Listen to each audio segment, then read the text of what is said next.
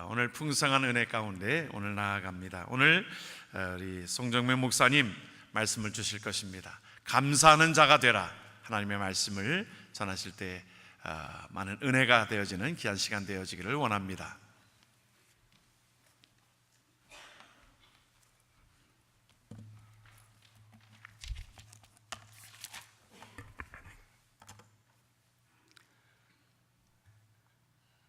할렐루야.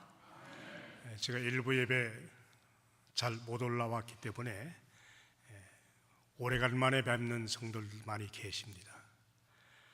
오늘은 우리가 알고 있는 대로 추수감사주일입니다.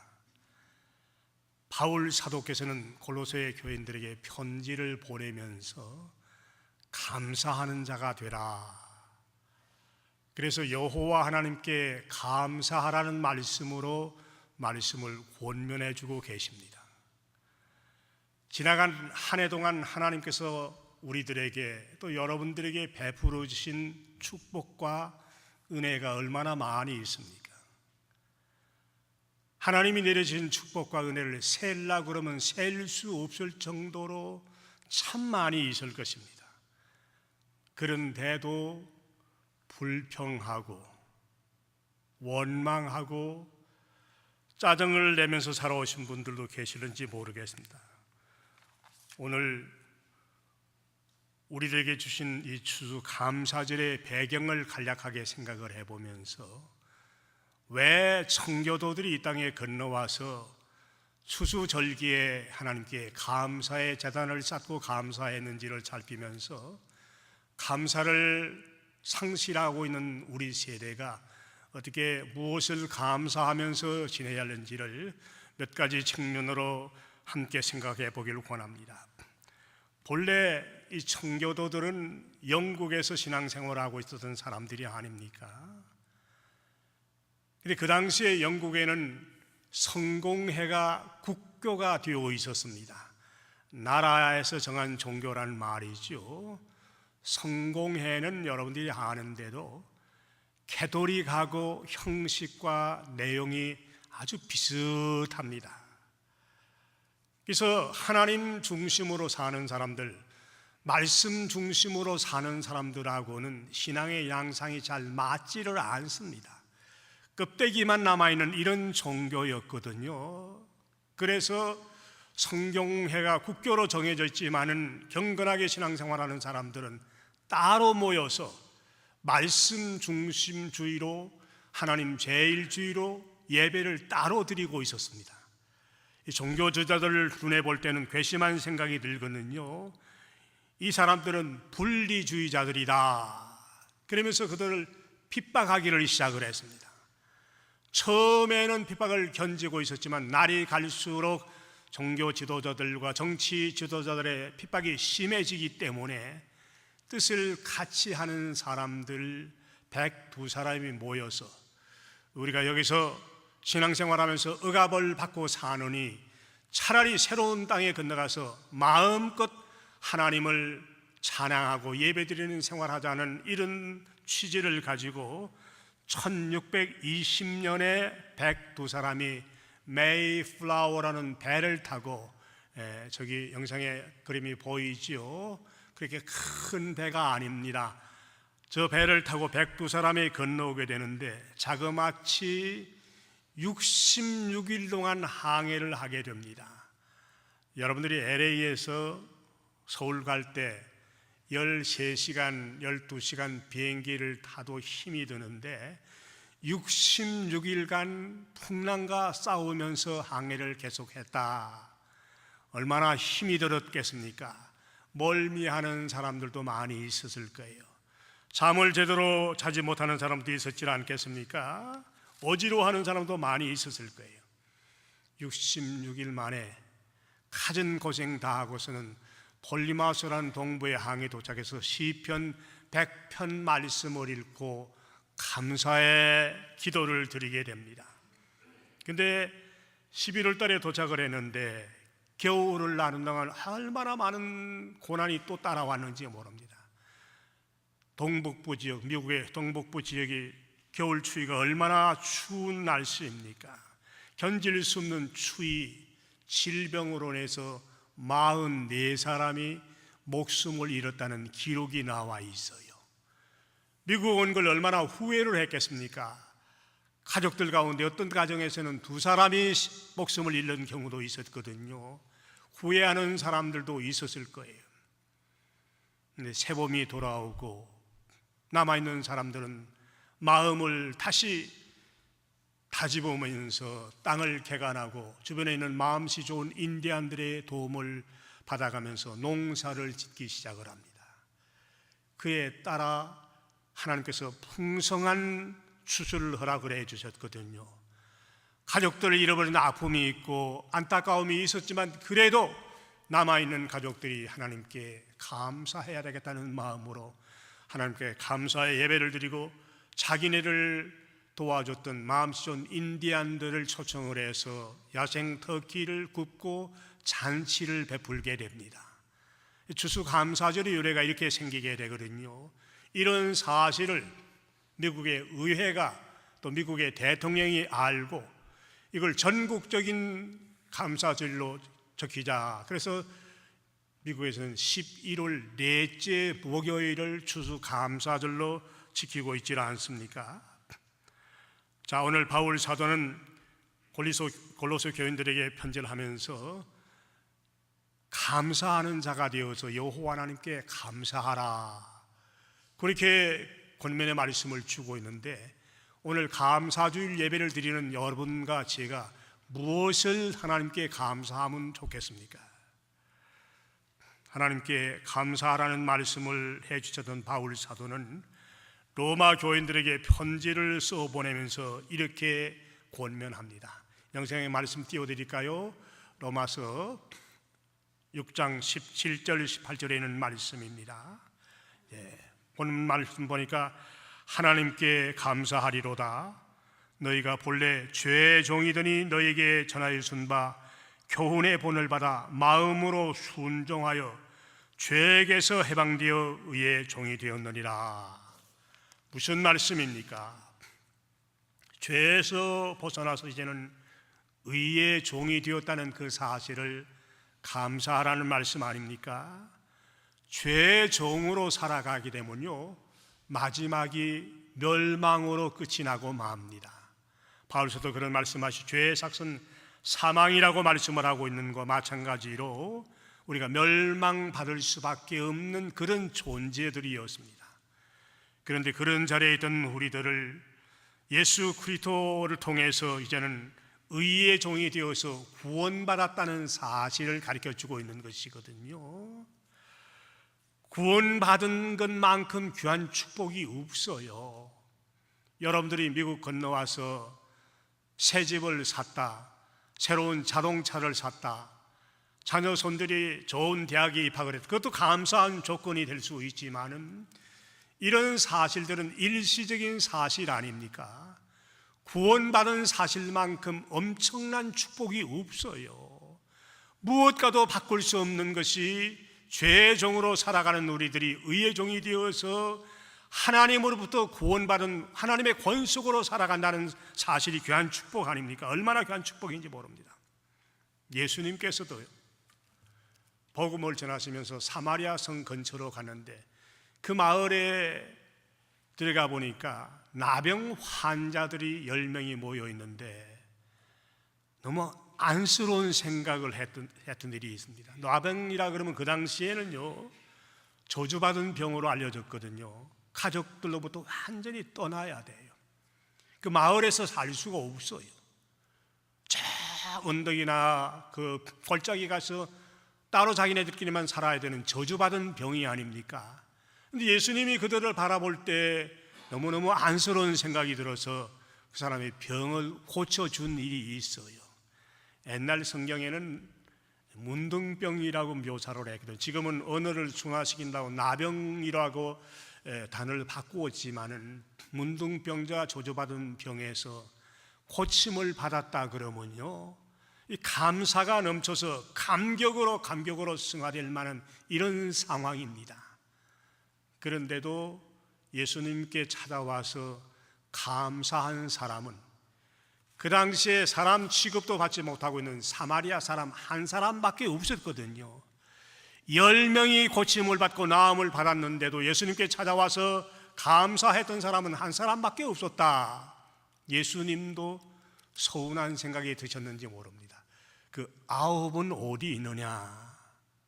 내가 10명을 고쳐주었는데 내게 찾아와서 감사하는 사람은 이렇게 한 사람밖에 없느냐? 그런 뜻의 말씀을 주신 일이 있거든요. 구원받은 사실이 너무너무 귀하고 엄청난 사건인데도 불구하고 감사하지 못하면서 살아가는 성도들이 있다 그러면 이번 감사절을 기해서 구원받은 이 사실이 감격스러운 감사가 된다는 사실을 기억하시고 이 사실에 대해서 감사를 회복해 나가시기를 주님의 이름으로 부탁을 드리는 것입니다. 예수님은 사역을 하면서 여러 사람들을 만나서 복음을 전하셨는데 복음을 받아들인 사람 가운데 율법의 굴레에서 벗어나지 못하는 사람이 있다는 사실을 알았습니다.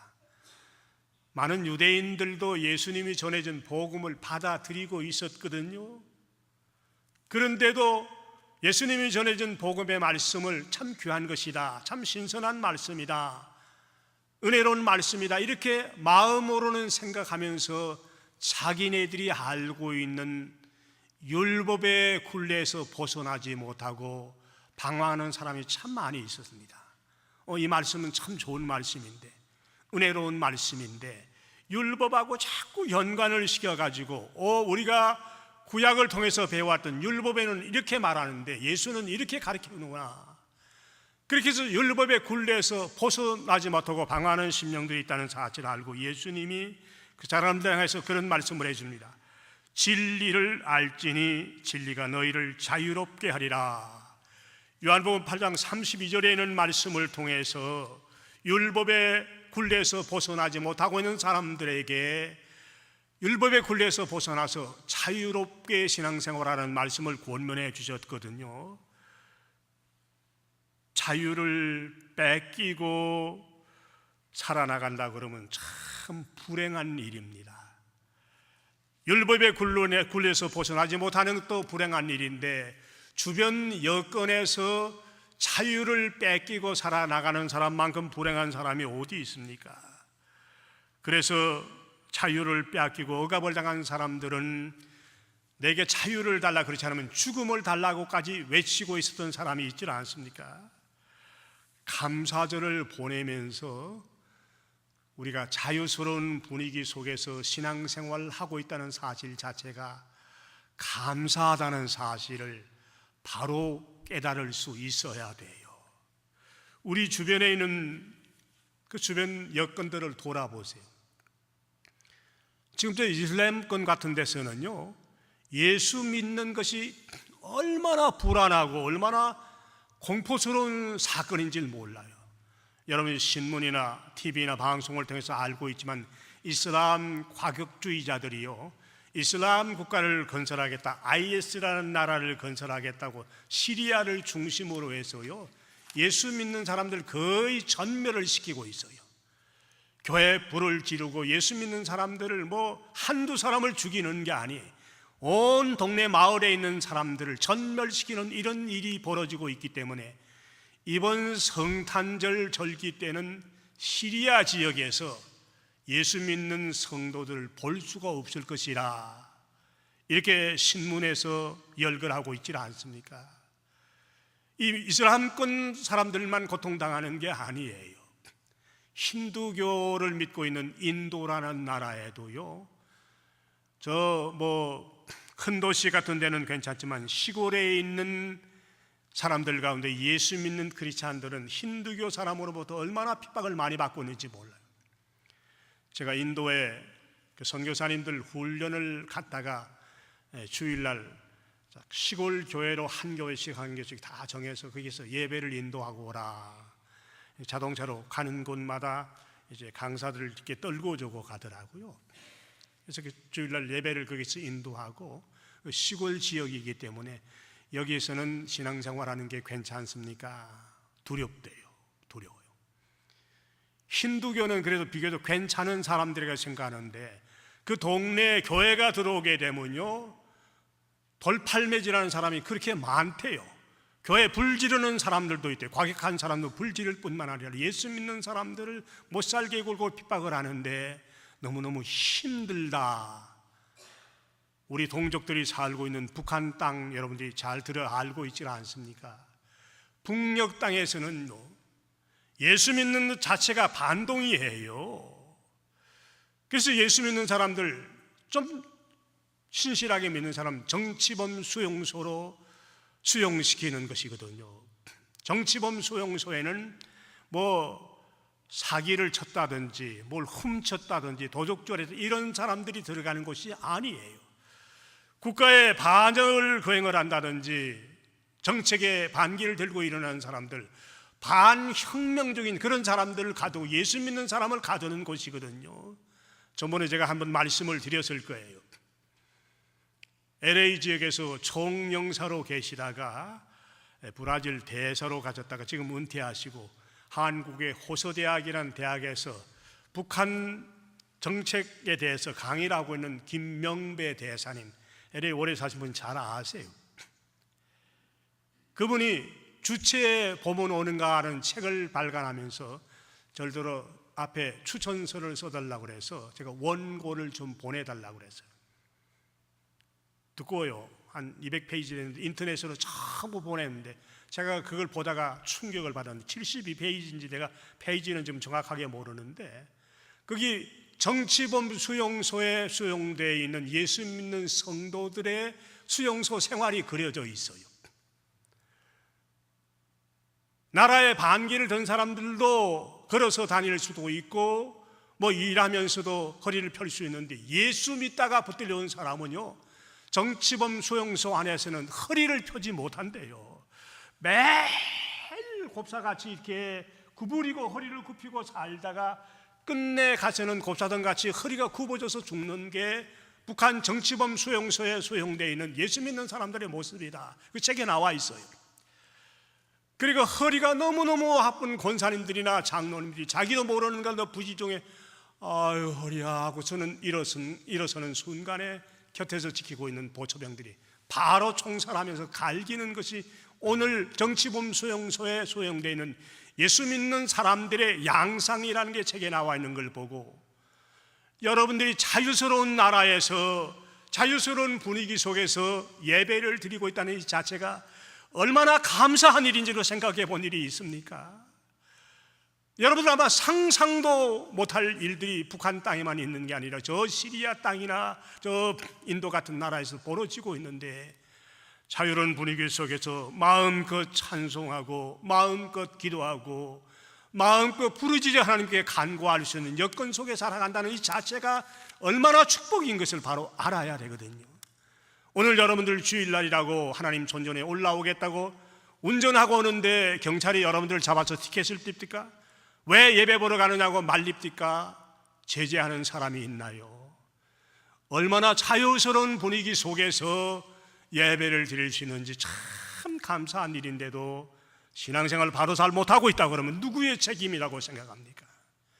너무너무 안쓰러워서 예수 믿는 것 자체가 힘들기 때문에 숨어서 숨을 지키면서 신앙생활하는 내 동족들이 있는 이런 실정 속에서 마음껏 찬송하고 마음껏 기도해도 말리는 사람 없는 이런 자유스러운 곳에 신앙생활하면서도 신앙생활 잘못하고 있다면 누구의 책임이라고 생각을 합니까? 정부의 책임입니까? 여러분들 개인의 책임입니까? 저는 미국에서 지금 38년 동안 살면서 이 자유로운 분위기 속에서 예배를 드릴 수 있다는 게 너무너무 감사하다, 너무너무 감격스러운 일이다, 그런 생각을 합니다. 저희 교회가 처음 이사 올 때는 이 볼몬길에 교회가 좀 있었으면 좋겠다 그런 생각을 했었어요. 왜냐 그러면 이 볼몬길에서 조그만 부록으로 한 부록 떨어져 있는 비민이라는 곳에 들어와 있으니까 교회를 처음 찾아오는 사람이 힘들어해요. 비민이라는 골목 한 번도 들어본 일이 없는데 왜 하필 그런 골목으로 들어갔습니까? 저도 처음에는 좀 불편한 생각이 했어요. 사람들이 많이 다니는 벌몬길에 있으면 미주평안교회가 이사 간다고 그러니 벌몬하고 삼가에 왔구나, 이게 쉽게 입소문도 나고 전해질 텐데, 비민이라는 길이라고 그러니까 못 찾는 사람이 참 많아요. 근데 지금 지나갔고 생각하니까요, 벌몬길에 있는 것보다 한부럭 들어와서 비민이에 자리 잡고 있는 것이 얼마나 고마운 생각이 드는지 몰라요.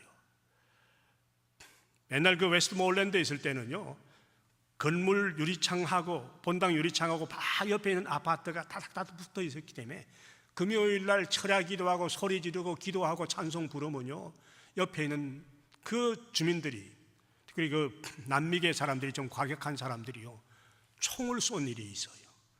본당에 이 건장 알이 떨어져 있는 걸 내가 주운 일이 있거든요. 그런데 이 지역으로 이사 온 다음에 우리가 소리 질러서 기도한다고 누가 컴플레인 사람 한 사람도 없어요. 자, 저쪽 건너편에는 사람이 안 살고 있죠. 이쪽 건너편에는 사람이 안 살죠. 뒤편에 아파트가 있는데 뒤편 아파트는 파킹장을 건너서 있기 때문에 아무리 큰 소리로 찬송하고 아무리 큰 소리를 부르짖고 기도해도 컴플레인하는 사람이 없거든요. 그래서 하나님께서 오히려 번잡한 거리인 벌몬 쪽에 저희 건물을 주시지 않고 한부럭 떨어진 이 비민이라는 곳에 건물을 허락해 주는 것이, 신앙생활하는 우리 평안교회 성도들이 마음껏 찬송하고 마음껏 기도하고 마음껏 예배드리라고 이런 장소에 보내주셨구나, 이렇게 생각하면서 감사한 생각을 들 때가 참 많이 있습니다. 남의 교회 새빵살이 하전가 얼마나 감사합니까? 미국 교회 새빵살이 하는 교회 목사님들이요, 참 주눅이들은 힘들어해요. 애들이 조금만 뛰면요, 백인 할머니들이나 백인들이 막 소리를 지르고요, 김치 냄새 풍기면 김치 냄새 풍긴다고 그러고, 뭐 한 달 만에 나가라 그러고요, 이런 일들이 참 많이 있는데, 자유스러운 분위기 속에서 자체 건물들을 가지고 시간마다 자유스러운 분위기 속에서 하나님을 찬양하고 있다는 사실 자체가 감사하다는 사실을 기억하시고, 이런 자유스러운 여건 속에서 신앙생활 내가 얼마만큼 신실하게 잘했는지를 점검을 하면서 오늘 자유스러운 분위기 속에서 예배드리게 된 사실을 감사하면서 오늘도 우리에게 자유를 주신 하나님을 찬송할 수 있어야 되거든요. 사람들에게는요, 자기 의사를 마음껏 표현할 수 있는 표현의 자유가 따라와야 필수적이에요. 그리고 하나님께 나가서 마음껏 예배를 드릴 수 있는 신앙의 자유, 종교의 자유, 믿음의 자유가 필수적으로 따라다녀야 되거든요. 미국의 루즈벨트 대통령은 여기다가 가난으로부터 벗어날 수 있는 자유를 누릴 권리가 있다, 공포로부터 벗어날 자유를 누릴 수 있는 권리가 있다, 두 가지를 덧붙여서 네 가지로 말씀을 하고 있지 않습니까? 오늘 우리가 살고 있는 이 주변 환경 자체가 자유스러운 분위기라는 사실을 아시고, 나를 그래도 억압받지 않은 이 땅에 보내주셔서 주님 존전에 올라와서 내가 예배를 드릴 때 마음껏 예배 드릴 수 있는 여건을 만들어주신 그 사실을 깨달아 알면서 감사를 하나님께 올리시는 이 절기가 되기를 주님의 이름으로 부탁을 드리는 것입니다. 한 가지만 더 생각해 볼까요? 우리들에게 동반자를 주셨다는 사실을 감사하면서 살아보십시다. 동반자를 주셨다, 그 말씀 좁은 의미로 말씀드리면 가정에서 나를 도와주는 배필이나 또 가족들이 있다는 말씀이 있지요. 또 사회적인 면에서는 함께 같이 일할 수 있는 동료들이 있다는 사실입니다. 신앙생활하는 우리 성도들에게는 신앙의 동반자들이 있지 않습니까? 이게 감사하다. 사람은요, 창조될 때부터 혼자서 살 수 없도록 지어졌습니다.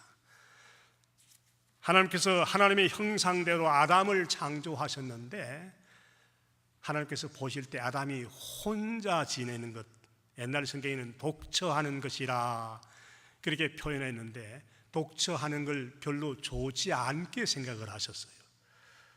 그래서 아담을 통해서 아담을 돕는 배필 하와를 허락해 주지 않습니까? 그래서 우리 사람들을 사회적인 존재라, 사회적인 동물이라 그렇게 말을 합니다. 그래서 사람들은 혼자서 살아가는 게 힘들어요. 가족들을 주신 사실 여러분들이 정말로 고맙다고 생각해 본 일이 있습니까? 하루 종일 직장에서 상사로부터 구박도 받고 또 일하느라고 피곤하고 지쳐 있는데 가정으로 집에 들어오면 그 어린 자녀들이 뛰어나서 따래 하면서 안기고 그저 허그하고 뽀뽀하고 이런 분위기가 되면 그 피곤했던 피곤이 다 사라지고 다시 회복되는 게 있지 않습니까? 뿐만 아닙니다. 여러분들 직장이나 사업체 가운데 같이 일할 수 있는 동료가 있다는 사실도 참 고마운 일이에요. 제가 지금 복음방송을 섬기고 있는데 방송국을 섬기다 보니까 이게 참 절실하게 고맙게 생각이 됩니다. 제 혼자서 감당 못하거든요. 진행하는 사람이 따로 있어야 돼요. 또 기계를 만져주는 엔지니어가 따로 있어야 돼요. 그래야 마이크 앞에서 앉았던 이 소리가 전파를 통해서 여러분의 가정의 라디오로 전해지게 되거든요. 아, 진행자가 따로 있고 기술자가 따로 있어야 방송이 나가는 건 마찬가지로 어느 때든지 이렇게 동반자가 있다는 사실은 참 고마운 일이거든요. 더더구나 신앙생활하는 우리 성도들에게 신앙의 동반자가 되는 신앙의 가족이 있다는 사실 자체가 얼마나 고마운 일인지 몰라요. 여러분들이 신앙생활하면서 누구 꼴보기 싫어서 난 그 교회 안 나가겠다 이렇게 생각하는 사람이 있을는지 모르지만은요, 신앙의 동반자 되는 영적인 가족이 있다는 사실을 고맙게 생각할 줄 알아야 되거든요. 그분들이 여러분들이 힘들 때 손잡아주고 여러분들이 괴로워할 때 중보하면서 기도해 주는 사람 아닙니까? 우리 교회 성도들이 새벽마다 올라와서 병상에 있는 사람을 위해서 기도해 주는 것도 신앙의 한 가족들이기, 신앙의 동반자들이기 때문에 기도해 주고 있는 것이거든요. 얼마나 고마운 일인지 모릅니다. 저는 이번에 우리 정성환 장로님이 쓰러진 다음부터 장례하는 과정을 이렇게 곁에서 지켜보면서 아, 신앙의 동반자들이 있는 게 참 고마운 일이구나. 병원에도 많은 사람이 찾아왔더라고요. 뭐 예상치 못한 사람들이 많이 찾아와, 밤늦은 시간까지 찾아왔고, 또 바로 하나님의 부르심을 받고 천국 한송 예배를 드릴 때 수많은 사람들이 올라오셔서 위로를 해주더라고요. 제가 듣기로 한 750여 명이 왔다. 저도 이민 목회라다 보니까 장례를 집례할 때가 참 많이 있어요. 조객들이 그렇게 많이 오는 경우가 드물어요. 뭐 저명한 목사님이나 활동을 참 많이 하는 사람들은 간혹 그런 경우를 볼 수 있지만은 일반 성도들이나 일반적으로 교회를 섬기던 분이 세상을 떠날 때는 그저 많으면 한 200명 정도, 많이 와서 200명 정도로 보는데 750명의 조객들이 왔다. 제가 그 뒤에서 그걸 보고 아, 그렇구나. 신앙의 동반자들이 있다는 사실을 감사하구나.